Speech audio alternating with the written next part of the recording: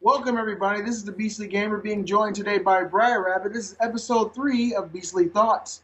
Thank you for joining us. If you don't know who BriarRabbit is, please look him up on YouTube. He's a fantastic gamer, great personality. And if you're watching this video on Briar's channel, please check me out. I am Beastly Gamer. Today we're going to discuss some of the things going on in the gaming community, the gaming world, some of the latest news, and give you guys our thoughts for your enjoyment. How you doing today, Brian? I'm doing great. How are you doing, Beastly? Oh man, doing fantastic. I had kind of a down week a little bit, but I'm such an optimist.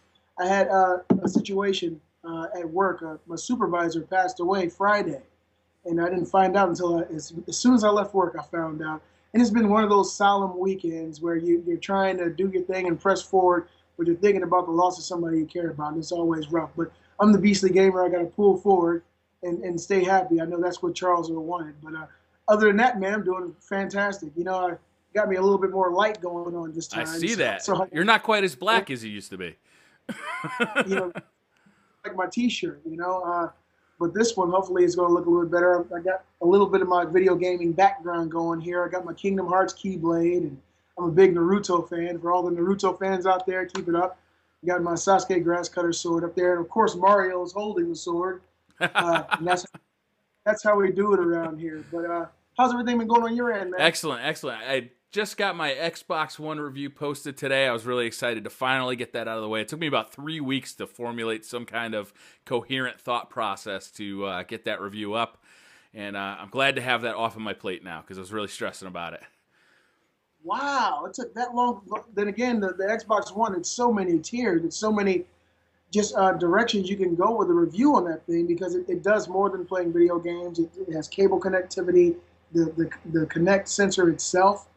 It's just a lot going on there, but it took you 3 solid weeks. Wow. Yeah, I was shooting for like a 7-minute video. It ended up being a little over 9 minutes, and to be honest with you, I couldn't fit everything I wanted to talk about in it, but I didn't want to make like a 30-minute video, so I tried to cut it down to the things I thought were most important, but I ended up with something I think is pretty good. I could use some better video equipment, though. You're not the only one. That's the next on my plate. Yeah. I've been playing a hell of a lot of Call of Duty Ghosts recently. I initially had, you know, kind of a bad feeling about the game. I didn't like it as much because, to be honest, I didn't know it. I didn't know the levels. It was so big, and it was so daunting on me to see so much going on. You step out into the open, you got 10 or 12 vantage points. But playing it for the last couple of weeks, I got to say I love it. I honestly believe it's the best Call of Duty game ever made now. I'm enjoying the different online modes. My wife and I, we've been killing that infected mode. Have you tried that? I haven't tried infected mode at all, and right now it's double XP weekend on that, so maybe I'll get to do it after the show tonight. It's really fun. Yeah, we can get on there together. And just in case anybody's looking for me on the PlayStation Network, my PlayStation log on is the Beastly Gamer dash, no spaces. So find me, let's play. But yeah, I've been playing a little bit of that infected mode, which is very fun. It's extremely, you just stay on it. You can't do anything else. And it's been teaching me a lot about the levels. Mm-hmm. Because is this the same levels that are in the multiplayer? Exact same levels. Okay. Yeah, you don't feel that same sense of urgency to move. You really have more of a sense of stay where you're at so you don't get seen.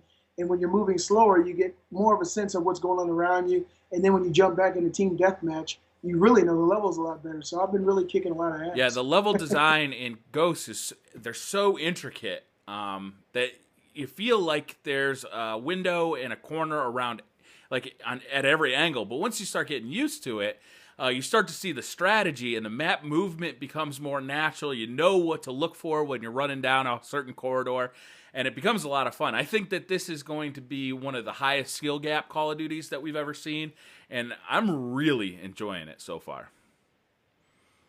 Believe it or not, I watched your video, and that video was the video that really kind of opened my eyes up to it, how to increase your kill-death ratio. Oh, okay. On the BriarRabbit channel, yes.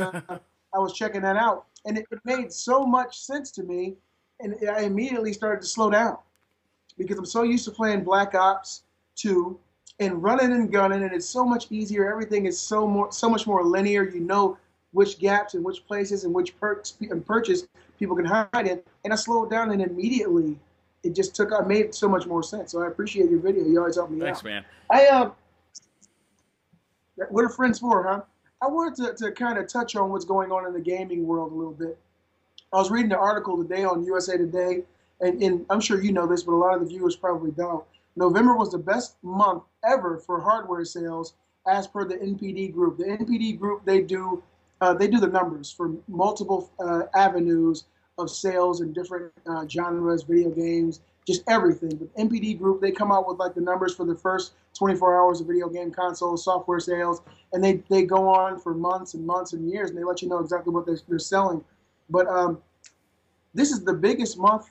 November was the biggest month of video game console sales in history. What do you think is different now about this new generation compared to the old? Because we've had some great consoles come out in the last 10 years, 15 years that have been phenomenal. PS2, I mean, and for the PS4 and the Xbox One to outsell all these old consoles in the opening month. What do you think is going on that's so different right now? Can you even pin it down? What do you think it is? Well, for me, the reason I was so excited for the new console releases is it's just been so long.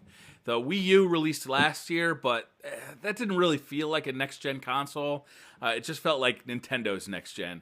But the Xbox 360 and the PS3 have been around for so long. I was chomping at the bit to get my hands on like a true next-gen console, and I stood in line for both of them. I couldn't wait, and I'm really happy with them now. So I think that the excitement has been building for so long. We started thinking about next-gen consoles in like 2008 and 2009. I remember listening to the One Up podcast, like back when One Up was still a thing, and they were already talking about rumors on the next Xbox. So, I mean, it's been a long time since we've had new consoles, and I think people are really ready for them. So really, it was the anticipation for you. For me, it was really a lot of the same. I think the last console generation lasted for 8 years, I believe. Mm-hmm. It's been 8 years since we got anything new. That's a hell of a long time. Of course, the Wii U came. I got a funny story about the Wii U. My buddy, Mr. Lewis Lyles, if you're watching this, he was the guy I did the very first episode of Beastly Thoughts with, the big Nintendo guy. He sent me a message last night. He told me that he bought his Wii U 3 days ago, and he took it back yesterday. No way. Why? He took it back because he said he didn't like the control. He said the control was a little too hard for him to get used to. With that I big think 2 days screen? is probably a little too. The controller with the screen on it? Yeah, the big screen controller. He said yeah. Now, me personally, I've heard a lot of people say some great things about that controller. I've held it, during demos and things. I've never owned the console myself, but he said he just couldn't deal with it, and he was going to wait for the PlayStation 4 Slim. That's going to be a couple years down the road, I would think. I told him. He said no. He thinks it's going to be a year or so. I said no. You're looking at 2017 probably before you get a Slim. I like that Wii U controller. I think it's a nice controller. It feels good in my hands. I'm a big guy, so instead of doing this feels kind of good. It's kind of like streamlining the Wii control, because you got the nunchuck and the controller in your hand. But if you have something in between holding together for a big guy like us, it makes perfect sense. To me personally, I think that the Wii U's got some good stuff coming. Hopefully they can climb their ladder, because I don't like to see that big of a gap. Did he get the new Mario Brothers game for it? I think that's the one that came with it. Okay. Actually, well, see, the Wii U dropped its price to $299, and it includes the new Super Mario Brothers U and the new Luigi Brothers U. They actually come with it now, so that's what he sent back. And for him to be such a big Nintendo guy, I would have kept it a little bit longer than 2 days, because some people didn't like the PlayStation. Well, I don't know many people who didn't like the PlayStation 4 controller, but the Xbox One controller versus the 360 controller, it takes a little bit of getting used to. I'll say I'm still not used to it. Because you got a PS4 controller. Yeah, because PS4 made the new Xbox 360 controller. It feels to me like an Xbox 360 controller, and the Xbox One controller feels like the PS3 controller. Yeah. It's funny to me that Microsoft, of course, everybody knows this. They had the whole world in the palm of their hands with the 360 controller, If it ain't broke, don't fix it. Yeah. Uh, that controller still, to me, feels in a way better than. It's right on par with the PS4 controller. To me, there isn't really a gap there. It's just your own Yeah. preference, but they both feel just as natural in your hand. Yeah, I do like about the Xbox One controller. I do like how the battery pack is now integrated. It's like a flat surface, so your fingers aren't kind of cramped in there. To me, that's about the only improvement on the controller. That and I guess the rumble triggers, but I don't like how wide the triggers are, so I'd do without the rumble triggers and just take a Xbox 360 controller with the new battery. I'd be happy. Now, me personally, I kind of had a problem with it because at first I wasn't going to get an Xbox One. Yeah. I'm going to get. Are you really? I have. Yeah. There's some games coming out that I just have to have. Mm-hmm. Sorry, Titanfall's one of them. The new Halo's coming out. I gotta have it. Me and my girl, we play every Halo game, top to bottom. And Titanfall is something that I'm seeing a lot of, and it just looks incredible. I'm sorry. It's something I have to have. I'm a gamer, okay? And the fact that Microsoft may or may not have put a bad taste in my mouth, as time progresses, hopefully I'll be able to forgive them and play my Xbox One, okay? Yeah. But yeah, I'm definitely going to get the console. It'll probably be sometime in the next 6 months. I'm not really rushing. The PS4 is doing really good. They got some great games selling. Killzone Shadowfall, the #1 selling exclusive game on any console in November, outsold Knack, it outsold Forza, it outsold Dead Rising 3, and I think it's all based on the graphics because the story is terrible and the multiplayer. They've been doing really good. Now we just had the VGX Awards come out, and did you get a chance to check that out? No, I read a couple articles about some of it, but I didn't watch it. What game were you rooting for, or what game do you think was viable option for Game of the Year? I think there were a lot of great games last year. Tomb Raider comes to mind, BioShock Infinite, Last of Us. Did you play any of these yourself? I played all of them except for the Tomb Raider game. I played all of those, and I played and beat Grand Theft Auto 5. Played and beat multiple times The Last of Us. Tomb Raider played and beat BioShock Infinite. BioShock Infinite, to me, has probably the better story of those four. Mm-hmm. Tomb Raider is an excellent experience overall. It's a jack of all trades and master of many. I won't say it mastered all of them as well. The Last of Us, I think that they didn't bring anything actually revolutionary to the gameplay, but the way that the story was told, it drew you in so much. You invested so much emotion into the characters that I felt like emotionally it was an incredible ride going through that game. Grand Theft Auto 5 is just massive and expansive, and just on the technical aspect of that game, I think that they were definitely probably going to win, Game of the Year. Of course, they did get Game of the Year, GTA 5. Yeah.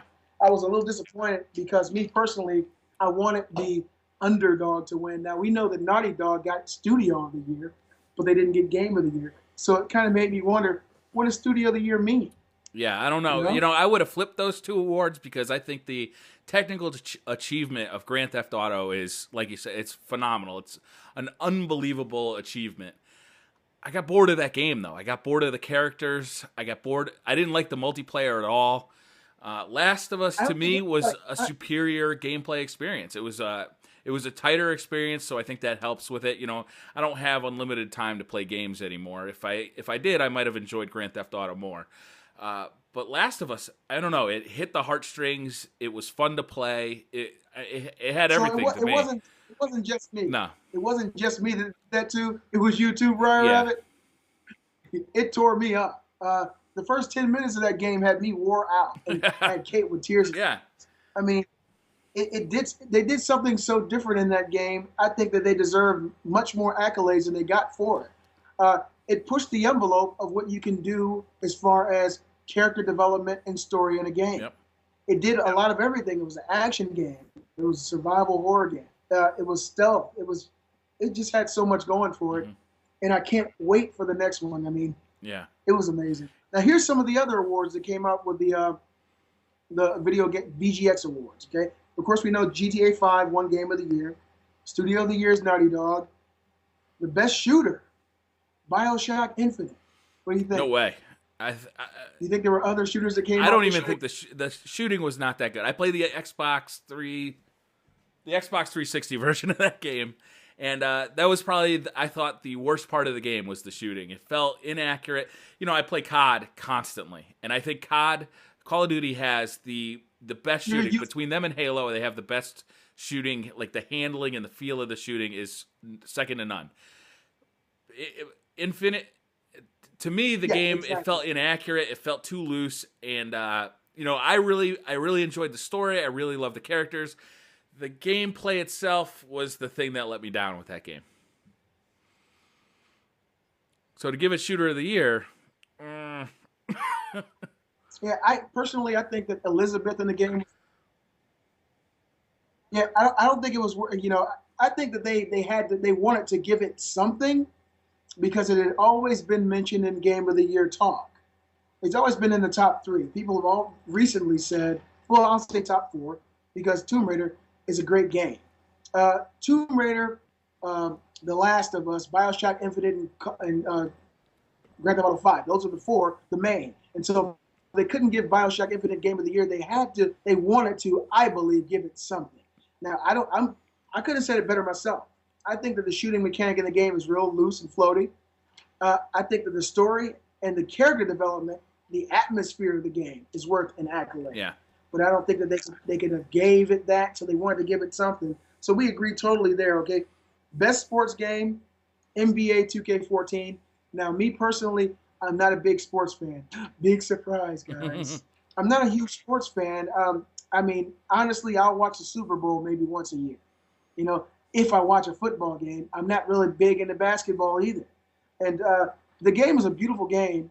I'm not surprised, but one thing I'm kind of surprised about is that it took FIFA. FIFA is always, game of the year. I'm not a big soccer fan, but I've heard lots of complaints. People saying FIFA is so much better, but this game is beautiful. It is. It looks truly like a real basketball simulator. It looks real now. Yeah, it really does. It looks amazing. I haven't played it myself. I haven't played either FIFA or that or the new Madden. I've heard a lot of complaints about Madden. I've heard a lot about bad complaints about NBA Live. I don't think there was a whole lot to put into this competition this year, I don't think. Well, the developer of NBA Live came out with a statement recently stating that they're releasing a firmware update as well as an instruction update to help you with the controls, which means the controls have to be extremely difficult for you to be able. You need a new update to kind of streamline the way you play the game. Here's something for you, and I'm pretty sure you're happy to hear this. Best action adventure game: Assassin's Creed Black Flag. Yeah. Now that was the game that you loved. I haven't played that myself on PS4. The game is a lot of fun. It looks awesome on the PS4 too. So I think that's probably the version to play if you have access to a PS4. The Xbox One version I've heard is very good. I haven't played it myself. But yeah, that game is it's distilled fun. If you like the old Assassin's Creed games, but you thought they were a little slow and a little boring, then this is the game for you. Okay, real quick, BriarRabbit, let me ask you a question. Am I getting blurry to you? No, you look okay. Okay, good. I was just making sure. My sons are back in the back, and they're playing Call of Duty Black Ops 2, and I didn't want them to slow us down here. Okay, best indie game. This is a game I've never even heard of. Gone Home. You heard anything about this game? No, I haven't. It's a PC game, and that's all I know about. I mean, some of these games that are winning these accolades are, and I'm a gamer, and I don't know about it, but I'm not a PC gamer per se. Well, not yet anyway. Best fighting game, Injustice Gods Among Us. I played that game. I beat the hell out of it. A fantastic game. Is it good? And I think that, there are maybe 3 or 4 games that came out this year that are possibly even worth that title. So I think that's a no-brainer. That they have a free-to-play of that on PS4, don't they? That's the new Tekken. Oh, okay. It's a Tekken free-to-play game that you start off with. They're doing kind of what they did with Killer Instinct on the Xbox One. Yeah. It's free-to-play. You get one character and then microtransaction away, know? Yeah. And that's another big thing that seems to be taking off in this new generation is these microtransactions. What do you think about this? I don't mind them as long as they give me value for my money. So, for example, if you charge me $60 for a game, you have to deliver a full game. If you want to sell me DLC after, that's fine. If you want to sell me outfits or items to customize my character. That stuff's all fine, but you got to deliver me a complete game at $60. If you're gonna give me a free-to-play game that has microtransactions in it, then there has to be a way for me to spend, I don't want to spend $1 a day for the length of the time I play the game. I won't do it. It's, to me, for some reason, it's easier for me to spend $60 on a game, bring the whole thing home, play through it, than it is to, get nickel and dimed every time I want to play it. It's just something psychological for me that just makes that not work. It's called being a smart shopper or a smart. I feel the same way. I play some free-to-play MMOs on my PC. One of them is a terrible game called Silk Road, and they have nickel and dimed me for 3 years. Wow. I probably could have bought 2 Xbox Ones with the money I spent on Silk Road Online, and it's a constant thing. And you get so used to it that you almost forget that you're spending real money. And I think they're doing this with Rise Center Rome. They've got ridiculous microtransactions that are not needed for the game. Forza's big. Forza's big on that. Forza's doing it. The new Gran Turismo's doing it. These microtransactions, and I hear that you're paying big bucks for these exclusive cars. Yeah, I was playing Forza last week, and I was entering a new race category, and it was classic cars, like classic muscle cars. And there I saw they had, I think it's a Dodge Charger. It was the Dukes of Hazzard car, right? And it was even orange. And I'm looking at it, I'm yeah, that's the one I want to drive. So I click on it. And it's oh, you gotta buy this. I'm what do you mean I gotta buy it? I just spent $60 on this damn game. Yeah. Now you're messing with my childhood memories, man. Yeah. These companies, especially now, it's all about the revenue. It's all about the overhead. Get what you can while you can. Yeah. I want to go through a couple of more of these, and then I'm going to go on to something else that I want to talk about with you, Nintendo. But the Xbox game of the year is Brothers, A Tale of Two Sons. I never heard of this. I've heard of it, and it's often been in when people are. I listen to a lot of gaming podcasts when I'm out on the road, and it seems to be on everybody's top 10 list for game of the year. But again, it's a PC. No, I think this is a 360 game, isn't it? Or is it a PC game? Yeah. So, no, I haven't. I've heard that the play mechanics are amazing. You control the brothers independently with the thumbsticks, and it's like a puzzle game, but I haven't checked it out myself. It might be worth plugging in my 360 again to get my hands on it, though. Yeah, Kate was asking me earlier today. She said, when's the last time you played the PS3? And I said, I haven't, and I feel so bad about it because I got some really great games still, some that I still haven't even touched on my PS3. Yeah. Looking at the big giant, collection over here, and I really don't have that many PS4 games to suck up all my time. But yeah, it's probably worth me, hooking up my 360 to give that game a shot, brother. Yeah, it sounds like it's amazing. PlayStation game, the best PlayStation game, of course, The Last of Us. At least they gave him something, right? Naughty Dog deserved that. I think it was a fantastic game. We already talked about it. Nintendo, Super Mario 3D World. Now, this game just came out. Yeah. What else are they going to give it to, though? I mean, really, that's the kind of sad thing, though. It's so new. The Wii U's been out for a year, and it was a no-brainer to give it to that game. PC has gone home. Game of the year. Handheld. Do you still play your 3DS? I have a 3DS sitting, I don't know, 2 feet away, and I haven't touched it. And it's not mine; it's the kids, and they don't really play it much either. They play Minecraft all the time. Yeah, my boys, they're into that on their tablets. I go into phases. Okay, I'll wear a lanyard around my neck, and I'll either have a PSP, a PlayStation Vita, or a 3DS hanging from it. Really? And this is when I go grocery shopping, when I go to work, when I go anywhere. If I go through a stoplight, it's usually hanging from my chest. And right now I'm in Vita mode, so I take my Vita everywhere. And then it'll be 3 months of 3DS. But I think when I get my 3DS back out of the game shrine, I got to give this game a shot. Zelda, if they can recapture some of that, original Zelda, A Link from the Past. That's what it is, right? It is exactly that. It recaptures the Link to the Past magic and improves on it. And apparently it's the best Zelda game since. Really? Yeah, that's exactly what it's billed to be. Is A Link to the Past too. I wish I could just go back and just stay a Toys R Us kid. Being an adult sucks. If you're a kid, play your games and listen to your mom and dad, okay? Because when you grow up, you don't have the time to play them anymore, nope. And you wish that you could go back in time and do it. So listen to your mom and dad, do your chores, and play your game. Do your chores quick. I wish I could. Get them out of the way. That way you can have some fun. Yeah. That's something I've got to play that, man. The best casual game is Animal Crossing, New Leaf. I never got into Animal Crossing. It's just one of those things. It's like when I immediately saw, you just said it. What's the game your kids are playing? Minecraft. When I saw Minecraft on the visual presentation alone, I said, no, can't do it. And that's being real biased, just graphically biased. I've never tried the game. So I can't give it my opinion. Just on the graphical level, I said, no, I'm going to stay away from that. Now, Animal Crossing is another one of those games. When I saw it, it was so cute and cutesy and pretty. And I think, what was it? I think the first console that came out was on the GameCube, correct? I want to say that, yeah. Yeah, it came out on the GameCube, and when I saw that, I was like, I got Smash Brothers. That's as cute as I'm going to get. Yeah. And I never gave it a shot. A lot of people really love that game. I heard that game is a time suck, though. You know, you gotta go to you make repeat visits to the same place day after day. And you gotta play it for years to make it really worth playing. I don't know. It's just that's not my type of game. I need quicker experiences these days. That's how I feel about like racing games and sports sims. I'd rather get out and throw a football than pretend to play. I'd rather race a car, but I can't. They won't let me. Well, damn. Well, who knows what the future holds there, BriarRabbit.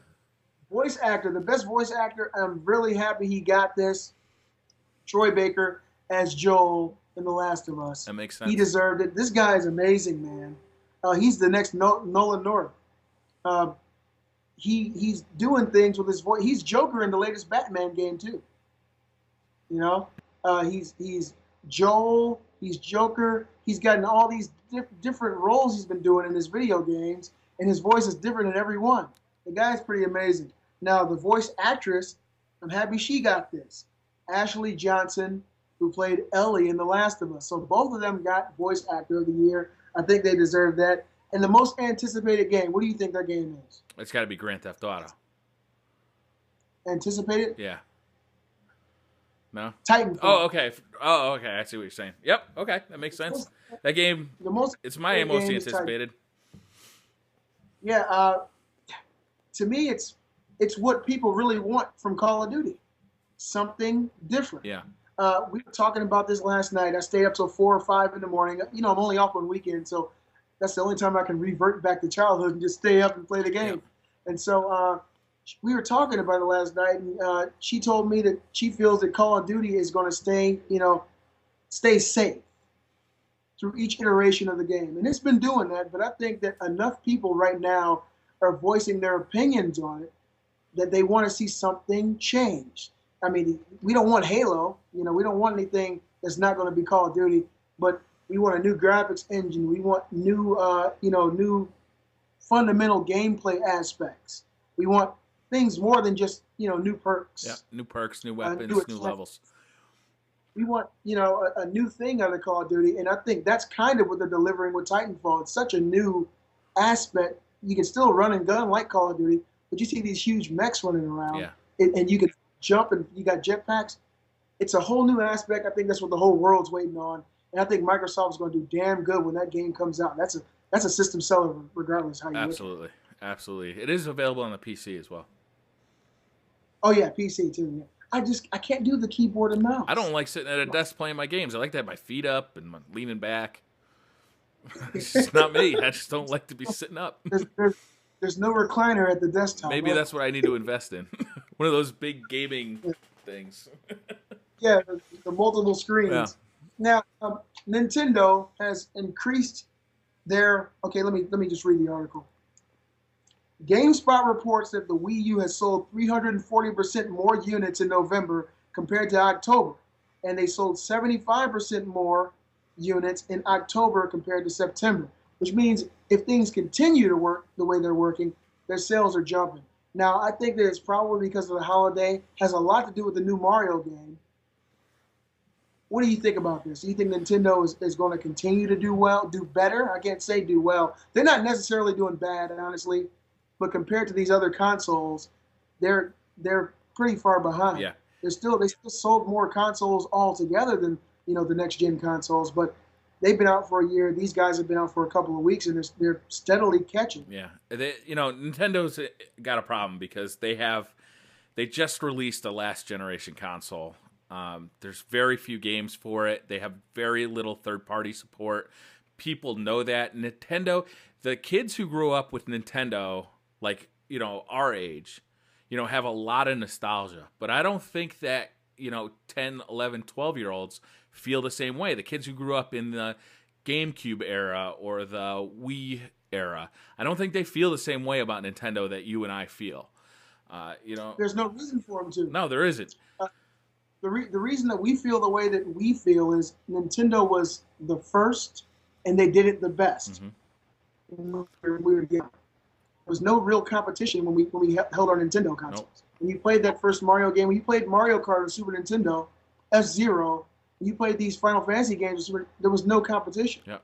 Now, not only is there a plethora of competitive consoles, everyone's one-upping another. So it's so easy for these kids who are growing up 15, 18 years old. When they were growing up, they were playing Halo. Right. That was when, they were changing over from being platforming, side-scrolling adventures into first-person shooters, modern warfare games, into the newer age of JRPGs and, RPG games. There is no, they don't feel like they have anything to hold on to with Nintendo. Yeah. Now, if they got parents that say, hey, look, like I did, you got to start with this. I gave my kids a Nintendo. Yeah. I said, I want you to see what this is all about. Play this game. Let me know how you like it. Then we'll move on to something new. I only do it because I want them to know the history of it. A lot of parents just say, here, take your game in your room and shut your mouth. And that's not going to be enough to get Nintendo by. It's also a safer thing to do than handing them Xbox 360 with Call of Duty. You don't have to be worried about the mature content as much when you hand them a Wii and Mario. You can just let them have fun and unattended. You don't have to be watching over their shoulder, explaining, this is not, this is make-believe, this isn't real, there's a difference between real-life violence and video game violence. You don't have to have that conversation in a Mario game, so it's a lot easier to just, like, here's a Wii, here's Mario, have fun with it. There's bigger conversations when you get into more mature content. That's one of the best things about Nintendo, actually, is that they have always catered to the family. Mm-hmm. I can't say cater to kids because, when I played New Super Mario Brothers on my Wii, I was 30 years old. Yeah. Had a time of my life. It was incredibly fun playing multiplayer. It was just fantastic experience. So I can't say they only cater to children, but they have always shied away from that mature content. Now, there's been a lot of backlash from consumers, and a lot of these guys who have grown up and they want to play some of these more mature games on their Wii U or on their Wii. Now they got games like Bayonetta 2 coming out on the Wii U. That's not for kids. No. So who knows if they're going to be changing their formula to bring in more revenue. They got some pretty decent games coming out. They got Deus Ex, Bayonetta 2, Shin Megami Tensei, for the Wii U, Super Smash Brothers. All this stuff is coming out probably first or second quarter of 2014. That's going to, especially the Smash, is going to be a system seller. The 3DS has Yoshi's New Island. Who doesn't like Yoshi, I was thinking of naming my daughter Yoshi. Super Smash Brothers, and they got Mario Golf on 3DS. But I think that, Nintendo somehow, some way needs to win back that third-party support. Yeah, I don't know if they can with the current consoles, though. They're so... the power is so different. It is. You almost have to develop a separate game. And now with the 360 and the PS3 at the end of their life cycle, they're not going to be getting ports because those games just aren't going to get developed. What do you think? Where do you see the Wii U in 2 years? Based on what you're seeing now, if you had to make... I see it in the same place that Dreamcast went. Wow. Don't say that. Not inside the game, Shrine. The Dreamcast was a well-loved console by a lot of people, but it just didn't have the support. With the PlayStation 2 kind of one-upping it, all the games started getting developed for the PlayStation 2, and I think that's what's going to happen to the Wii U as well. I think we're going to see a very similar fate. Oh man. Well, see, the thing is, the Dreamcast failed because of Sega, as far as they didn't want to support their own consoles. When they felt like one was doing bad, they abandoned ship and went on to another. Did. I had the 32X. I had the Sega CD. I missed the Saturn because I was so burnt by the Sega CD. There's like 5 games released for that system. Wow. Yeah, they came out with the Sega Genesis, and I love that. Yeah. Then the CD came. Then the 32X came. Then they created something called the CDX, which was it was a small, it looked like a CD player. Mm-hmm. Had the cartridge slot, the CD slot, played them all. Then the Saturn. Then the Dreamcast. Yeah. And I was caught up in that whole whirlwind too. I remember when Sewer Shark came out on Sega CD and Sonic CD. And then when these games were coming out, I thought, oh God, this is the future. Yep. But it lasted for this amount of time. And then the Sega Saturn was out. By the time that came out, I was like, I'm not going to mess with Sega because I'll buy a console and they'll only make 10 games for it. And I'll be out of my money. And that's what a lot of people felt. And I guess a lot of the developers saw that too. Yeah. And that's the one thing that's one big difference I see between Nintendo and Sega at the time, is that Nintendo has always supported their consoles. If they're forced to let this one go because of lack of third-party support, they better change their formula and come out with the next-gen console. I mean, it has to be something really powerful, more powerful than what Sony and Microsoft have come out with. It's so hard to predict what Nintendo's going to do at this point because they really are an innovative company. Things like the DS, like 2 screens on a handheld. What does that mean? And the Wii with the motion controls. I remember seeing when the Wii was first introduced. It was called the Revolution. I remember seeing that and thinking, why would I want this? Like, what good is this? And it sells like gangbusters. It was like impossible to find when it finally hit stores. It's hard to predict what Nintendo's going to do. They keep innovating, but I don't know. I feel like the Wii U is just kind of, it's getting left behind. This is how I feel at the moment, and I'll leave it at this. Nintendo has a lot more failures than they do have. I mean, they have a lot more success than they have failures. They have a lot more consoles that have been, phenomenal, generation-changing consoles that have given fun and enjoyment to many, many millions of people around the world. So for those people who see the Wii U as, this system that's just a huge failure, everybody's allowed to fail, but it's the failures that bring you closer to that success. And see, Nintendo is a huge company. They're worth billions of dollars. I'm sure they got people in there learning from these mistakes. And they see exactly what's going on with the console at the time. So more than likely, if this console does fail, it goes the way of the dodo, they're going to make some changes, come out and change the world again. Because they've done it many times. They changed the world with the Nintendo 64. They changed the world with the Wii. And then everybody always jumps ship and joins, whatever their change is. They came out with the first analog controller. They came out with the first motion sensor game console. And everybody is seeming to follow that trend because it's so popular. So I think even if Nintendo doesn't do as well this console generation, they're allowed to fail. They're allowed to, make a mistake. But I think ultimately Nintendo will stay, as a top-tier company. I hope so. I wanted to talk to you about something else that's going on with the Xbox and 360 and the Xbox One. Now, the Xbox 360 and the Xbox One, they got some new TV shows coming out in 2014. These shows will launch on the 360 and the One. And the Xbox 360 has 80 million consoles sold. And the Xbox One has 2 million consoles sold. The shows that are announced so far are the Halo show, which is produced by Steven Spielberg, and Quantum Break, which is a show that will tie into the game. What do you think about these types of games? Do you think this is going to be something that's going to be a huge success? What are your thoughts on this TV show / video game? I'll check out an episode of each, that's for sure.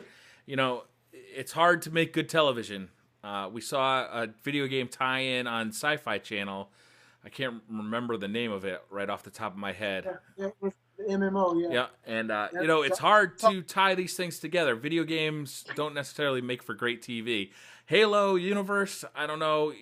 Master Chief, not a real talkative guy. might be hard for him to carry a TV show. I don't know what it was. A Quantum Break. I'm not real familiar with that IP, but you know, releasing a TV show on the consoles could be, you know, you're looking right at your target market, so why not give it a shot? 82 million consoles out, so that's a huge amount of you know, consumers to absorb this information. Yeah. And another thing is the Xbox shows that'll be launching. Microsoft hired the Breaking Bad network development director, so I don't know how closely he is involved to like the actual setup process of Breaking Bad, but Breaking Bad to me is one of the best shows of all time. Absolutely. I'd hire anybody who was in the credits of that show. So hopefully this guy is able to bring something to these shows that'll get people involved and get them invested in it, and hopefully get them invested enough to enjoy the show and the video game. Yeah. I think that's going to be amazing. What are they going to do for a distribution model? Are they going to be selling each episode, or are you going to buy a subscription, or is it going to be free with an Xbox Live membership? I think it's Xbox Live. So as long as you have Xbox Live, you get to watch the show? Yeah, you have Xbox Live, you have access to the shows. Just like Netflix did the last season of Arrested Development. Yeah. You can watch them all immediately, or how Netflix is doing Lilyhammer. Yep. You can watch them right then. I think that Xbox Live is going to do something like that where you're able to watch. I don't know if you can watch them all, but from what I heard, you'll have free access to it just from having Xbox Live. And so you watch the show, you play the game, you go back, watch some more of the show, you play the game. To me, this is going to be exciting to see how that plays out. Yeah, I actually think this is brilliant. This is a great idea. You're adding value to a service that people are already paying for.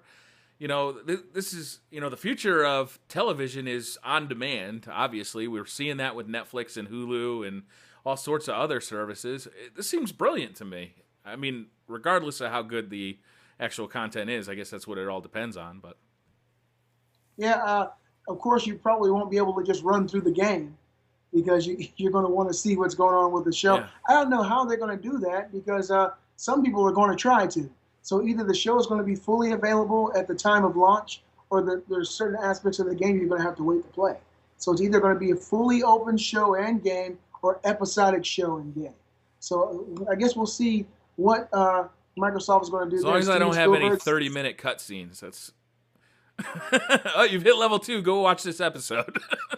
Are you telling me you don't like Metal Gear Solid 2? Yeah, that's what I'm telling you.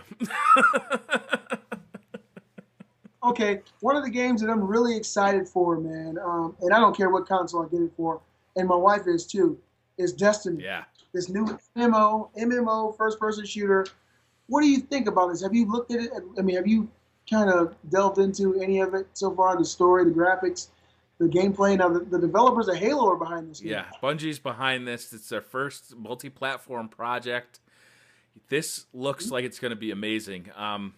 I've watched all the trailers for it. It looks like it's going to be a lot of fun. It looks like it's going to be kind of a, you know, a multi-person, you know, adventure game with the Halo, you know, controls. And actually, they've added in a little bit of Call of Duty into that, too. There's going to be weapon collecting. It's going to be, you know, exploratory. And these guys can craft a world. We know that from watching them make Halo. So I'm really excited about this. I think this could be like the big thing next year. You know, I think Titanfall is going to be big, but it's only on one platform. Well, it's only on one console. But Destiny's coming out for Xbox One and the PS4 and the 360 and the PS3. I mean, this thing's going to hit everything. I think it's going to be the big guy come next year. And it's competing against Call of Duty next year because they're both coming out Activision published. This game's coming out in September, and Call of Duty's coming out in November. So this next Call of Duty, that's going to be, I think, for just these new current gen consoles. Correct? I hope so. I don't know. I really do hope so. But my thoughts on Destiny, the pros and the cons. What I've seen so far is an open, expansive world, and it's multiple worlds you can go to. Yeah. Okay, so you can actually get in a ship, go to another planet, touch ground, run around, blast people, and have a ball with your friends. There are aspects of the game where you'll see a huge ship warp into the atmosphere where you're at, and people coming down, and a war will start right there in front of you. And it seems so amazing. To me, this is what the real next-gen console is supposed to be doing. But the thing that worries me is stuff like Grand Theft Auto 5 Online, or how Battlefield Online how it acts. With this being totally online, I would hope that it just doesn't explode in our face. Well, let's just assume that for the first week there's going to be online issues because it's just so hard to release a game and get millions of players who all want to play it that first day to get those servers running good. So let's assume that it's going to suck for the first week. But then we have years that we can enjoy this game for. And they've already talked about DLC. I think it's going to be fun to be able to explore these worlds with your friends. You're going to be able to, it's like Diablo and Halo combined, and I don't see anything wrong with that. I mean, that just sounds like pure fun to me. Yeah, absolutely fun. I just hope it all goes well. Yeah, me too. We've had a lot of missteps recently with these new games, and everybody's been excited for it, and they come Battlefield 4. Yeah. I want to give it a shot. You told me last time I talked to you I wouldn't be able to get in, and you cursed me because I had so much trouble getting into that game. Every time it started, I would get kicked right out. And they released a new patch for it. They're supposed to, streamline things, make things easier. I haven't even tried it. No. I got so depressed the last time I tried it. I tried to play for an hour and a half. I think I played 2 games. Yeah, that's. I constantly got kicked. This is This is now in December too. I mean, come on. This game launched in November. I know that I think that their stock at EA went down 7% when that game started to bomb. So, I mean, they're losing a lot of money. A lot of people are really upset about it. EA, also the company behind SimCity's botched multiplayer or botched online launch. Yeah, you're absolutely Activision with Bungie, Activision and Bungie have a little more faith in my mind, or I put a little more faith in them because they've been putting out Call of Duties that their launches go pretty much flawlessly. Those are big launches. And, Activision obviously knows how to do this, so... Now that you put that in my head, I'm a little bit more optimistic about it because you're absolutely right. EA does have a history of botched online releases, and Activision obviously knows how to do it right. They got a long history of doing it right. I wanted to talk to you about something that I did recently. Yeah. And for people who haven't seen this, make sure you come to my channel and check it out. Yes. I think it's the last video. Yes. I give this video a beastly score of 100. Fuck! Yeah, man. I did a video game review for a PS Vita game called Killzone Mercenary. But before I did the review, I did a challenge called the Habanero Challenge. That is something that I saw Greg Miller do, and there's actually a channel dedicated to this called Hot Pepper Games. And I didn't think it would be as bad as it was. Oh, God. You were in pain, and it was hilarious. The next 15 minutes where I was done. I just had to end the video. I think your eyes went cross-eyed at one point. Yeah, really, really bad. But if you guys haven't seen it, come over to my channel, check it out. I reviewed the game. I ate this habanero pepper, and it was hell. It really was. After about 6 or 7 chews, then I realized what was going on. The back of my throat, my mouth, I swear I felt like I had literal fire in my mouth. Oh, it was well worth it, I got to tell you. I tell you this. Last night, my oldest son, Brett, he wanted to try this, okay? He's 12 years old. He's at that age where he thinks he's becoming a young man. Yep.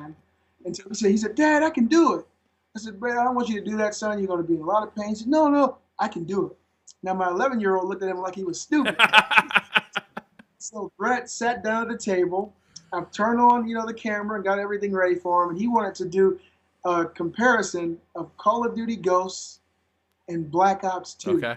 Because he didn't have anything ready to do a review. And all he could say was Call of Duty Ghosts and Black Ops 2 the entire time. He ate half of the pepper. Yeah. And he was screaming the whole time, and I'm surprised he sat there as long as he did. But he finally jumped up. He went and got ice cubes, and it was terrible. But yeah, those habanero. I'll never do a ghost pepper. So anybody requesting that, no. So I watched this video last night, and I was the kids were in bed. I was laying in bed watching videos on my iPad. I'm like, oh, Beastly made a new video. I gotta check this out, and I start laughing, and then I watched it again, and I laughed harder the second time, and then the kids got up, and I showed them. And then Jan came home, and I showed her.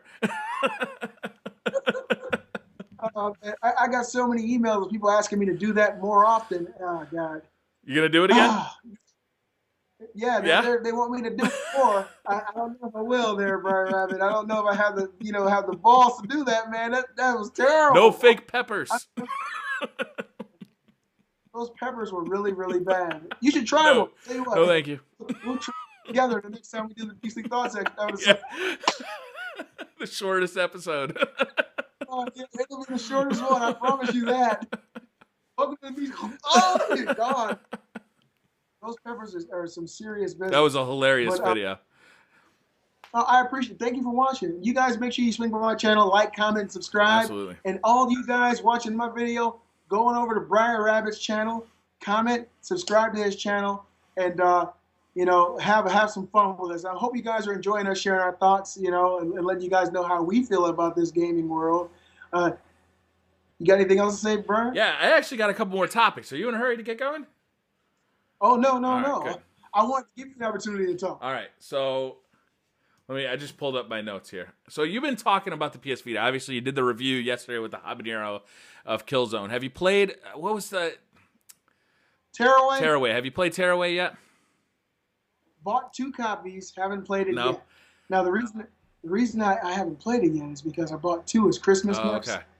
And so I'm going to wait for those to get out in the open before I give it a shot. What you need to get your hands on is a shrink wrap machine, you see.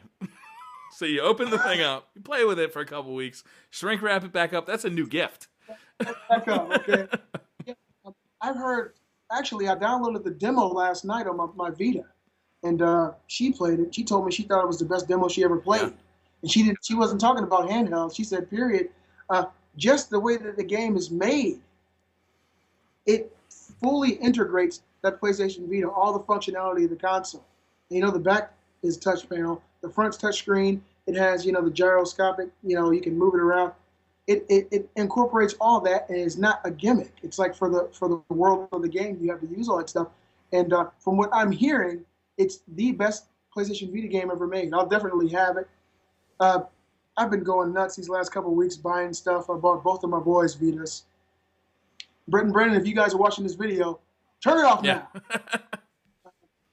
I bought both of them Vitas. I got them some games. I got them some remote control cars. I got her some Vita games. Got her 2 of them. I got her Tearaway, and she won a Little Big Planet. It's supposed to be the best one, but I just been kind of got my 3-year-old a tablet because that's the world we're living in now. What kind of tablet you go with?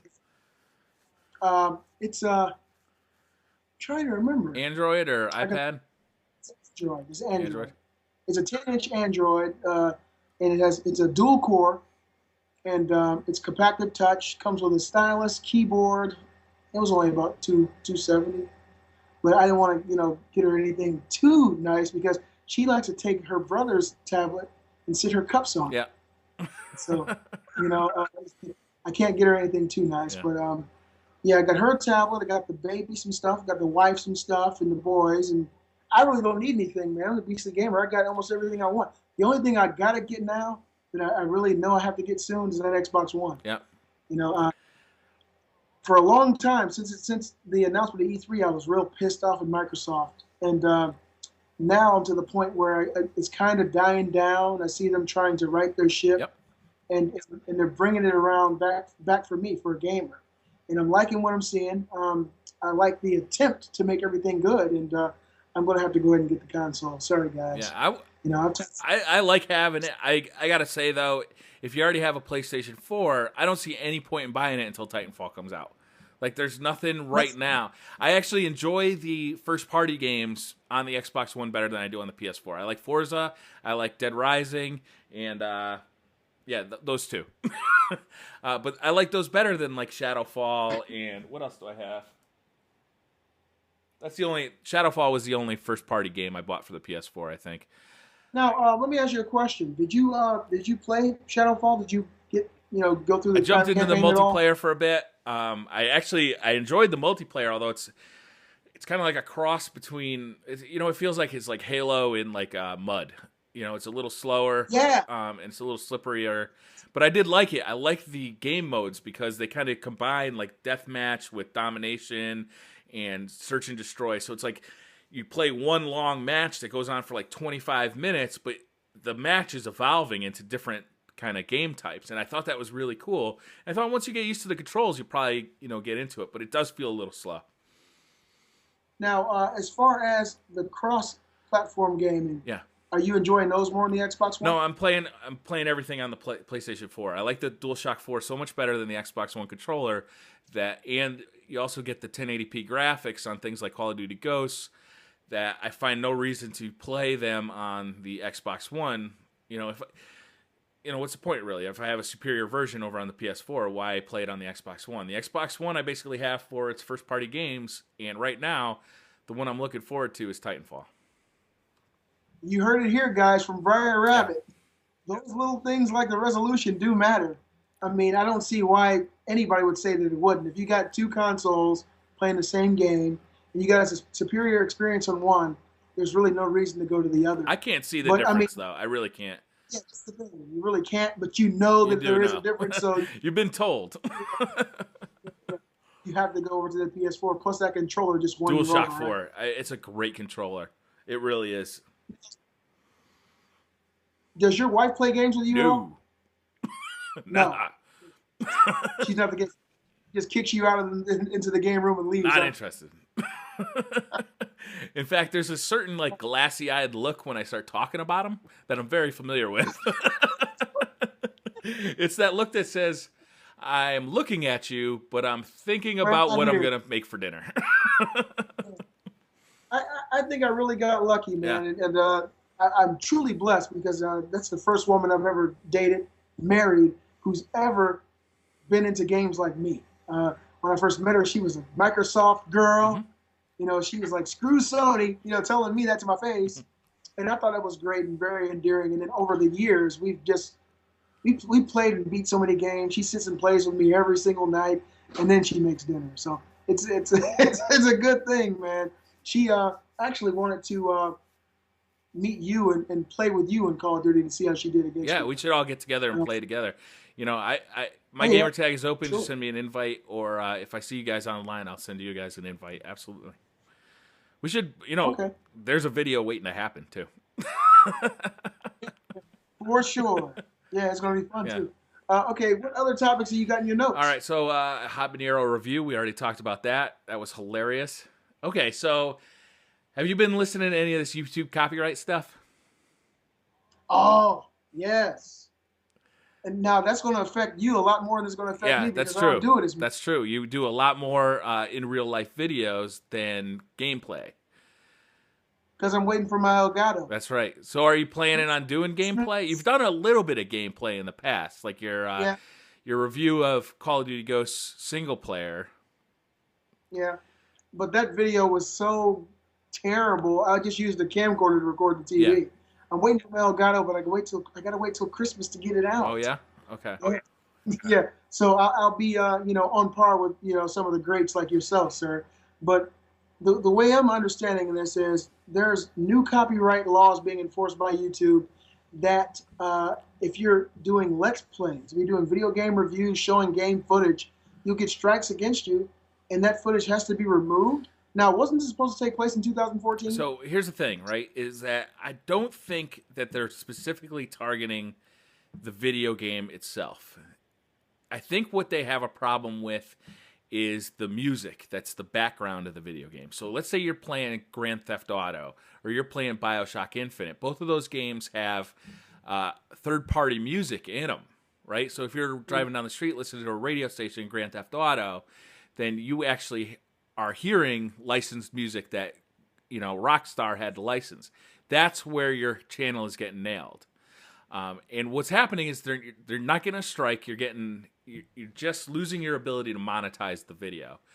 And what they're going to change is they're going to start reviewing videos for a longer period of time to see if that stuff is in there. So I haven't had any of this happen to me because I've been careful to keep that stuff out of my videos.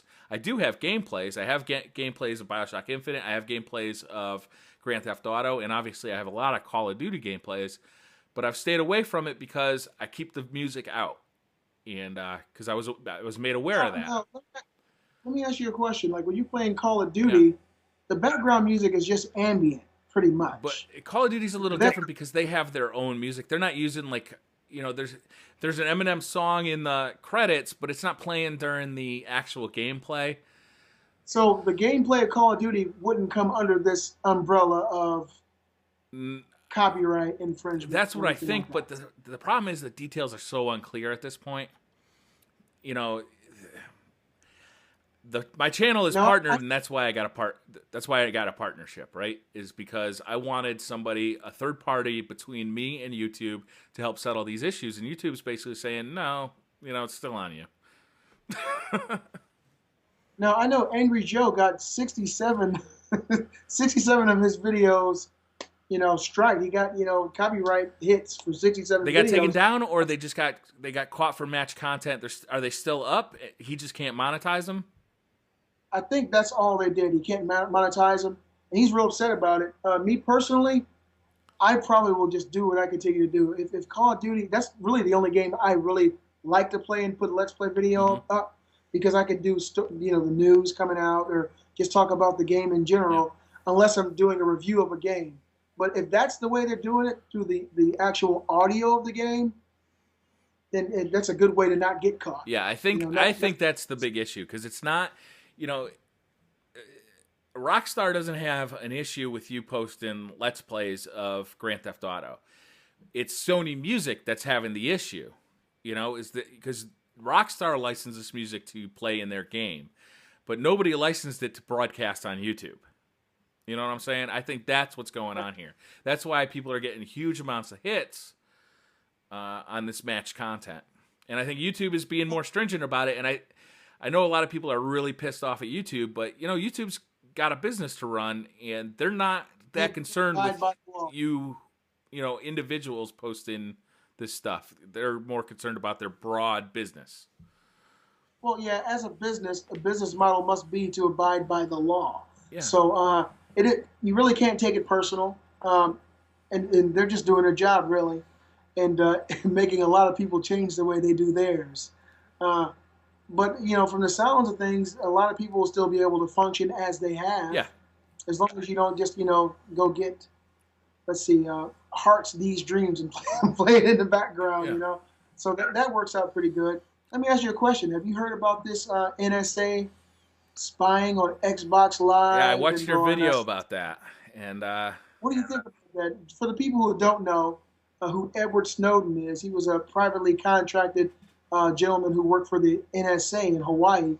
He came out in Hong Kong and broke the story that the NSA was illegally spying on Americans and people around the world, illegally getting your phone information, your phone calls, your emails, and your Skype calls, actually going in through the phone company and getting all your information. And this came out, and the guy now lives in Russia. He's been given a year of what's the word I'm looking asylum. For? And he's there for a year before they do something more permanent. But America thinks he's a traitor to the country, even though he's actually helping out the Americans. But one of his latest leaks has come out, and it's proven now that the NSA has been spying on gamers on the Xbox Live since 2006, and going into games like World of Warcraft and Second Life, and creating fake accounts just to converse with people who they may feel are possibly terroristic threats. Yeah. What do you think about this story? So I'm torn on it, right? It's like I want freedom back. I feel like we've lost so much since 2001. We've just lost so much. At the same time, if it was me running these investigations, I'm gonna do everything I can to figure out, if you're communicating through the chat on Xbox Live, then that's where I'm gonna try and catch you. So it's just, I don't know. We need oversight on this stuff, because you can't be spying on Americans. You can't do that. The thing is this, if you give up your security for freedom, you deserve both. You give up your liberty for security, you deserve none. Yeah. If you just give up all your freedoms for someone saying they're going to protect you, I just can't do it. And the way they're doing it now, they're blanketly spying on everybody. You know, I mean, all your phone calls, and this is not just, you know, a small group of people. This is thousands upon thousands of Americans who every phone call you make, they're getting metadata. Yeah. They got these facilities now. They're building this infrastructure to house this metadata in, you know, terabyte upon thousands of terabytes to be able to go back and look in the past and who you called, why you called, for how long. And if they had some way of showing something that may have been thwarted, a terroristic threat that may have been ended, or lives that may have been saved because of this, then you could actually look and say, hey, well, I kind of understand it because they did stop this, you know, train bombing here, but there is no data like that. And so you're going to ask yourself, what is it all for? I mean, if they can go back, if you break the law today, but you're not a terrorist, and they go back a year ago and, you know, go into your phone records to find out what you're doing on that day, to me, that is a big encroachment on your civil rights and your freedoms as an American. That's what this is all about. It's the land of the free. Completely. You start thinking about like theoretical conversations like, you know, if we save 1,000 people, is that worth everybody's liberty for the next 100 years? Exactly. I don't know. I can't answer that question, to be honest with you. Like, I mean, just can't. If you could save one, you know, you'd want to, but at the cost of what? I don't know. You know, we have a president who now says it's my number one job is to keep you safe. But that's not the history of presidency. The number one job of a president is to keep you free. Yeah, liberty, man. It's right there. Safety comes with the freedom. Life, liberty, and the pursuit of happiness. Yeah. It's a sad thing. I don't think anything at this point is going to change it because not enough voices are, you know, not enough people have become aware. Yeah, but at the same time, we get upset about the NSA taking this data, but we're just handing it over to Google and to Apple and to Microsoft. We're just freely giving it up. So how upset are we going to get about it? You know, like the thing is, all these companies, Google, Microsoft, Facebook, I forget which, Verizon, these companies have been verified as handing over your information to the NSA. Yeah. So I have a Google account, an email account. I know that the information that goes into there is being filtered. Absolutely, because they're serving ads on what's inside the email. Yeah, when you go on the internet, you see something. This happened to me a few weeks ago. I was Christmas shopping, and then an ad for what I was just sending an email about popped up. I was like, okay, you know, we're like you said, we're freely giving away our information. I got off Facebook 2 years ago, about 2.5 years ago. I recently started a new Facebook for my YouTube channel. Mm-hmm. And that was it. But I got off Facebook before this information broke because I felt like the potential of it, the potential of someone having all your private information, your private chats, is detrimental to your freedom. You know, you could do anything to anybody if you knew what they did privately. You know? I got into a conversation with a guy a couple months ago. He said, I'm not on Facebook. I don't want him stealing all my information. I'm like, you're a fool. You're on Facebook. You might not have an account, but you're on there. And I looked him up because all you have to do is look up his friends. There's tons of pictures of him. His name, he's tagged in it. You know, they know where you are even if you don't have an account. Yeah, you can put somebody's name right in there in their face. Definitely. It's rough. And to me personally, the way it looks now, it'll probably get worse before it gets It's like we're watching Big Brother get built. Yeah, this is it. This is actually that moment in history. And the thing is, we're here now, and we're not doing anything about it. And one day, our children's children will look back and say, "Why didn't we?" Yeah. You know, when you can't go into the bathroom without a camera looking at you because they want to know everything. It's just, you know, it's kind of crazy. The overreach, the government overreach, is just ridiculous now. All in the name of freedom, all in the name of safety. Yep. You know, you give up all your liberty to be safe when you have more of a chance of getting killed by a shark than you do a terrorist attack. But everybody's afraid, you know, nobody's speaking up. And a lot of people don't know either, BriarRabbit. A lot of people are just playing the games, have no idea what's going on. I go to work. I asked the guys at work about 4 months ago. I said, do you guys know who Edward Snowden is? They're like, no. I said, he's one of the most important people in the world right now. You guys don't know who this guy is? They're like, no, what did he do? That's the world we live in. People know more. They know a football player's social security number, but they don't know who Edward Snowden is. It's crazy. That's just the world we live in, I guess. You know, some of us are asleep, some are awake. Some of us are awake and still play video games. Should I change my gamer tag from Weed Smoke 420, do you think? It's too Yeah, they said 420. What date is that again? Yeah, already stored, my friend. You know, it's just more gaming news. It just gets crazier and Yeah. crazier. What do you think about this? I never had a chance to ask you. Microsoft banning Xbox Live users for using vulgar language. That was a specific situation though, right? Is it was they were recording gameplay and then uploading it to so other people could watch. I think it was an overreach, and I think they pulled back on it right away. And I don't think it's an issue anymore. But I see why they had the policy in place. But it's another tough one, right? It's like what constitutes vulgar language? To one person, it could be one thing. To another person, it could be something far different.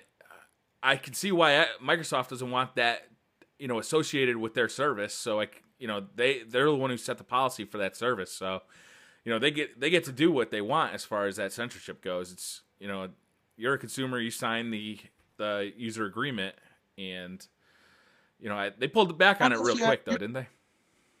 Yeah, they actually did. It was so much of a public backlash, and it was all over the news. Yeah. People were upset. Me personally, I wasn't as upset because I've dealt with the internet. You have Yeah. too. You know that the ugly side of America is on PlayStation Network and Xbox Live, and that's just something we all deal with. But as far as language, I think that's fine. I think people should be able to say what you want to say. If you go online and you play, I mean, if you're uploading it and people start watching it, they can always stop watching the video. Yeah. I wouldn't mind if they had some kind of tagging though for explicit language, like like this is age gated, so that my kids, if my kids want to get on there and watch, that they're not exposed to it.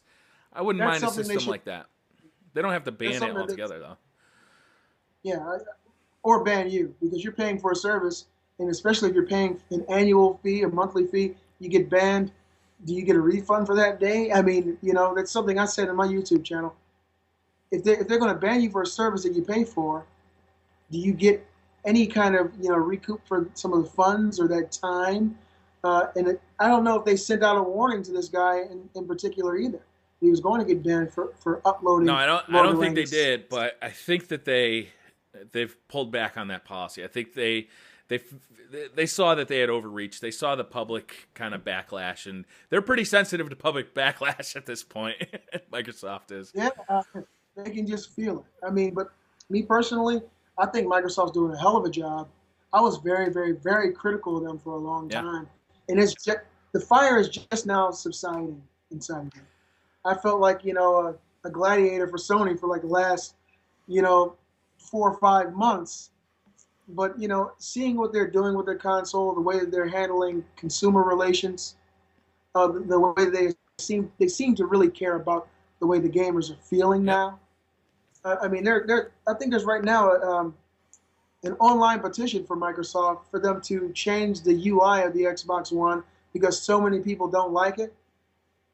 Microsoft, they released a statement saying that they're considering it. I don't think that they really should have to consider that. But the fact that they're even paying attention to what the consumers say, that means a lot to me as a consumer. Is that a blanket statement for all Microsoft products? Please change the UI. We don't like Windows 8. Yeah, that was really the main part of it. They said it was Windows 8. Yeah. The fact that they seem to really are showing more concern for the feelings of their consumer means a lot to me. Sony this year has really come out on behalf of the gamers and on behalf of the consumer. And that's what kind of really pulled me deep into their back pocket. Microsoft has done a 180, and now they're doing the same thing. And like I said, I'm going to have to end up getting me an Xbox One. Let's be honest, though. Sony had it easy this summer. I mean, Microsoft couldn't keep their feet out of the shit. Like, they just couldn't. They couldn't make a single right move. And Sony's just standing there smiling like, what are you guys, idiots? They're making Sony's on YouTube making videos of here's how you trade games on PlayStation 4. Here you go. Like that's all they had to do was just not be Microsoft. I think that the way that went down, Microsoft went first and it was over. Yeah. Because as soon as Microsoft left, they knew that they had a $100 cheaper console and they knew everything they had to say. He went out there and it looked like they made that PowerPoint like in the background right before it went up. Yeah. There is you could trade your games, all this stuff, and the crowd went crazy. Sony had it really easy. You're right. Yeah. They just watched Microsoft do that, and they're like, You can't. You really going to say that? And Sony announced went on. that PlayStation Plus was gonna, or it's PlayStation to play multiplayer games on the PlayStation 4 was gonna actually start costing money. Nobody even Yeah. cared. They're like, oh, at least you're not Microsoft. Yeah. I don't know, man. I guess we'll have to sit and watch and see what happens with these consoles in the future. It's going to be a hell of a ride. This generation is going to be phenomenal. Yeah. I'm so excited. I am too. I'm really having a blast already.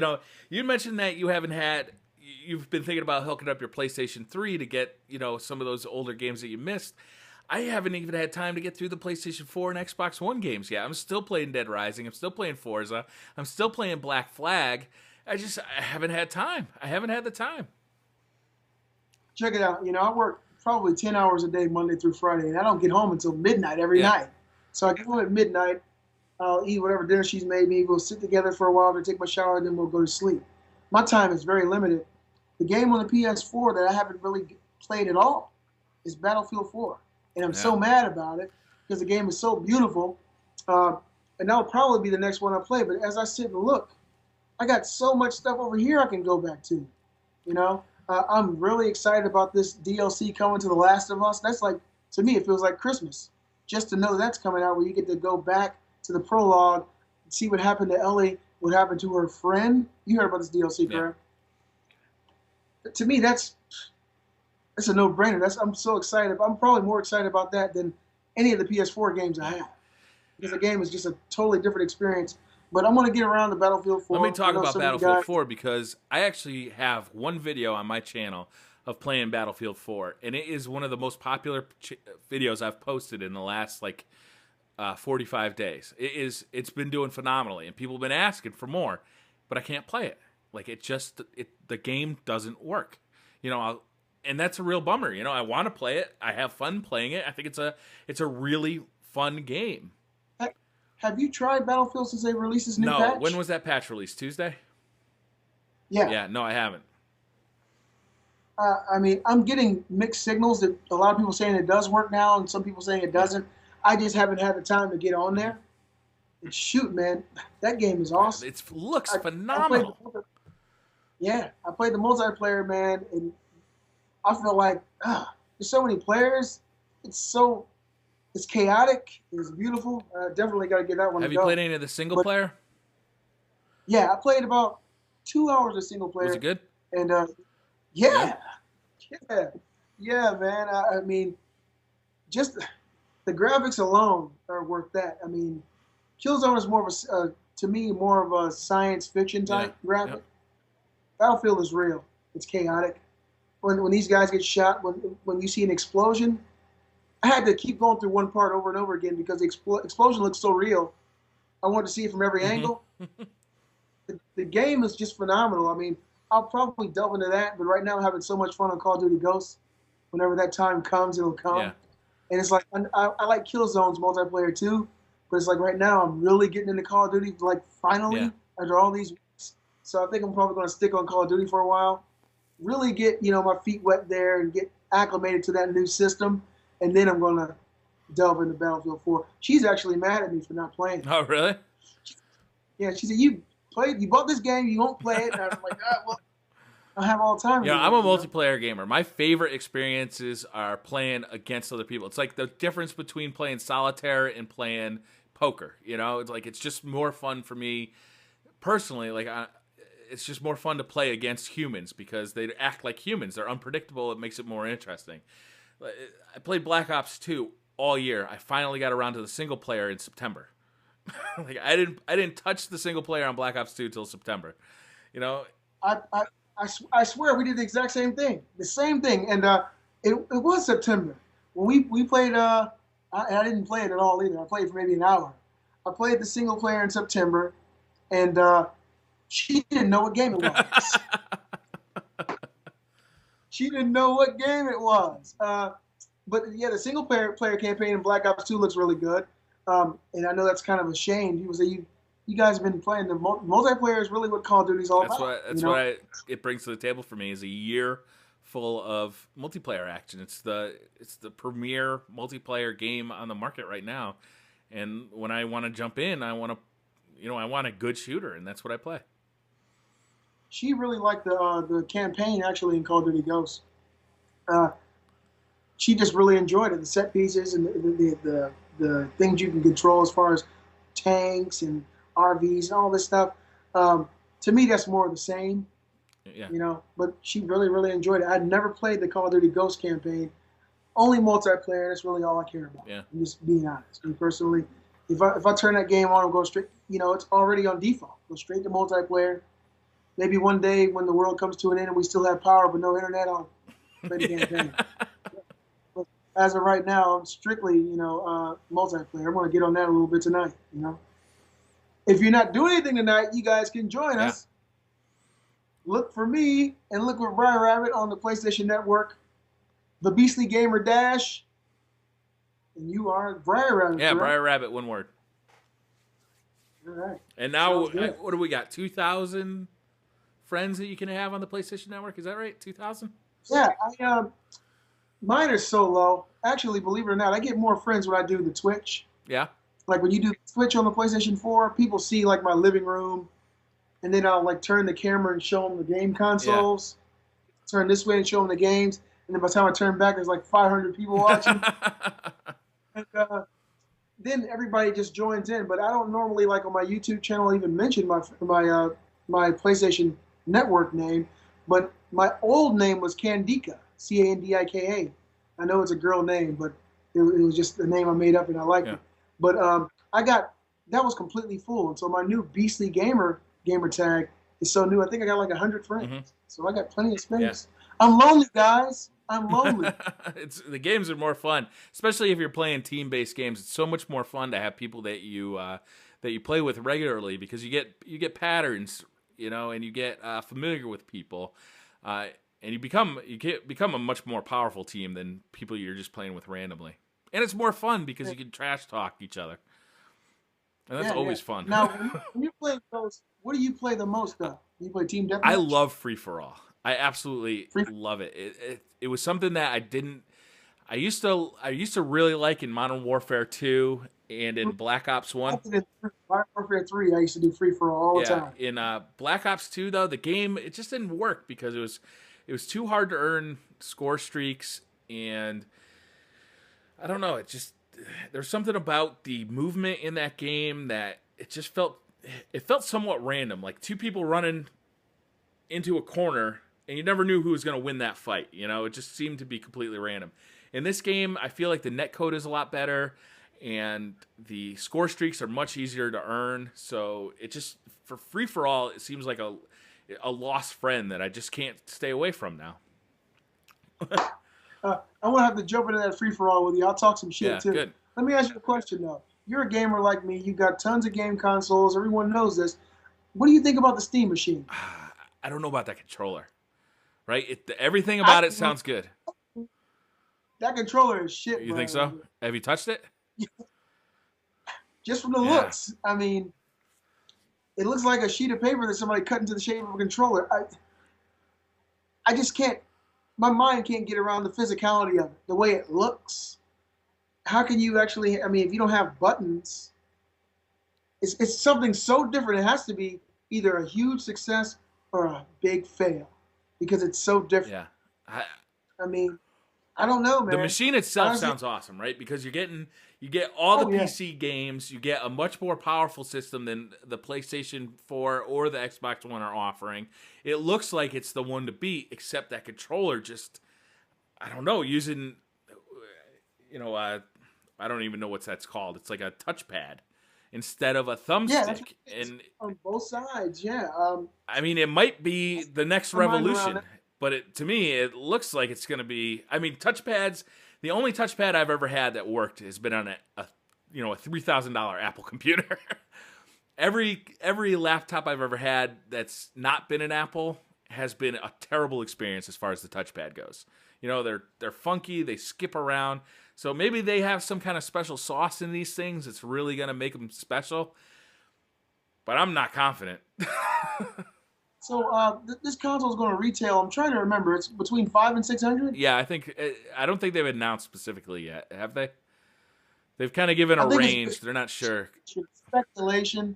I think they've been speculating it's going to be between 5 and 6. which is right in the range of the PS4 and Xbox One. The hardware is definitely better than the PS4 and Xbox One. Is this going to be a console that you do mostly streaming from, or will you be able to put the actual PC discs inside of it and play? I think you can do both. You can buy games off of the Steam, service. So I don't think you're going to put discs into it. I think you're just going to buy the games off of Steam, or you can hook it up to your PC through your network and stream the games from your PC, which is going to be far more powerful than this. Either way, though, you're playing Steam games. This is what I'm thinking, okay? I've never really been a PC gamer. Yeah. I got a few PC games. I got Mass Effect 3 on PC. This could be the catalyst that can turn console gamers into PC gamers. It could be. I mean, actually, it could if they do it the right way. Because of course, there are tons of PC elitists. Oh, absolutely. Everybody who has a decent PC is a PC elitist because you're used to having the top tier, the best, the cream of the crop. But if you can somehow bridge that gap and create a console that can do that, it's a win-win. Yeah.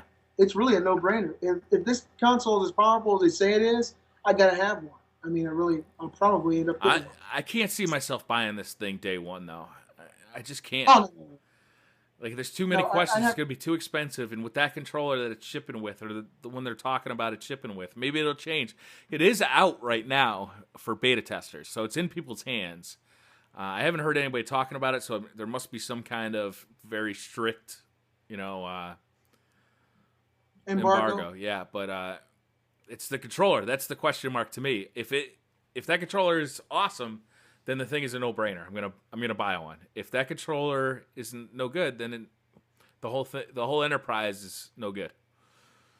It's not gonna be as good as this controller. I mean, that controller. I honestly think the DualShock 4 is the best controller anybody's ever built. Oh, you're the man, BriarRabbit. Until Scuff modifies it, and then that will be the next best controller. I can't. What is taking Scuff so long? Have you ever had a Scuff controller? Yeah, I actually have. What is taking these guys so long? Come on, get these things out. Add those damn pads on the back. Switch out. What do you think about the? What do you think about the shape of the thumbsticks on the PS4? The concave. I haven't had any problems with it. I prefer honestly, the PS3 rounded dome style. Yeah, the analogs. Yeah. I've heard some people say that this actually has been coming off. I've heard that too. But you're gonna run into that stuff when you're an early adopter, right? It's like you're gonna run into those manufacturing defects they haven't figured out. If Scuff comes out with a controller and they offered a dome thumbstick, the triggers in the back, and trigger stops, I'm in. Charge whatever you want. I'm ready. I got my money ready. Charge whatever you want. I'm so ready. And don't get me started on the Xbox One. Oh, yeah, you got to have that, yeah. God. I want this controller to be, all I want is them to make it as good as the 360 controller was. And I'd be so happy. I'm pretty sure the controller developer feels that one. Everybody knows that the Xbox One controller took a step back from the 360. They've made some strides forward with the digital pad is better.